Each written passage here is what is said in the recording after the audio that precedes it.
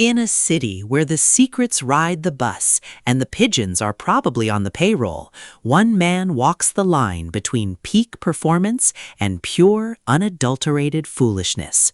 Meet George Cartman, the finest agent CONTROLLA has ever accidentally hired. He is smooth, he is fearless, and he is currently trying to get a dial tone on a size 11 wingtip. The streets are talking, but George is just getting bad reception. Tonight, the fate of the entire zip code rests on his shoulders, assuming he can make it through the vending machine security door without losing his lunch money again.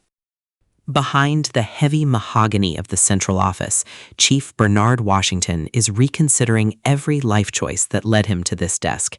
He asked for a top-tier operative, and he got a man who thinks Shoetooth is a viable communication protocol.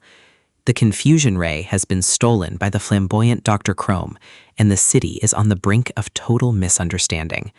The chief slides the classified folder across the desk with the weary grace of a man who knows he's about to be disappointed. Yet somehow he knows George is the only man for the job, or at least the only one available.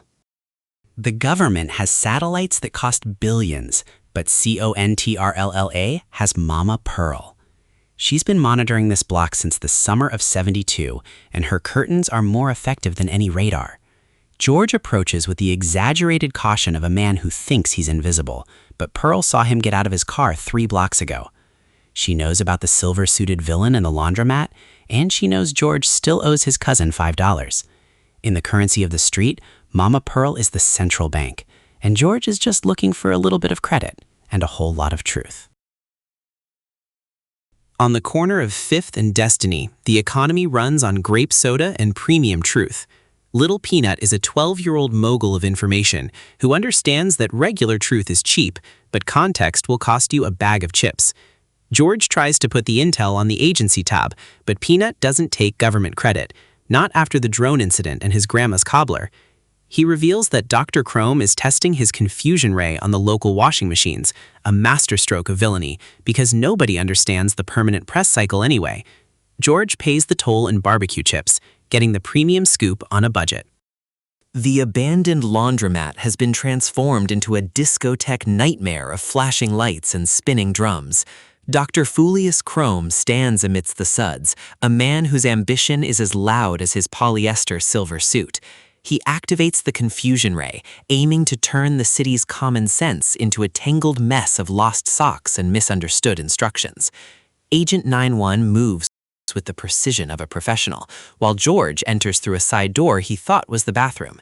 It's a collision of high-stakes espionage and low-budget drama, where the only thing spinning faster than the washers is Dr. Chrome's ego. The confusion ray is a masterpiece of nonsense, turning a simple command to duck into a philosophical debate about poultry. As Agent 91 handles the henchman with smooth, cinematic grace, George finds himself in a wrestling match with his own footwear. The shoe phone starts ringing, a bad connection at the worst possible moment. In a stroke of accidental genius, the loafer slips from his hand, plunging into the heart of Chrome's machine. The feedback loop is instantaneous, a high-pitched squeal of fashion meeting physics. The ray reverses, hitting the doctor with his own medicine, leaving him wondering if he's even the hero of his own story.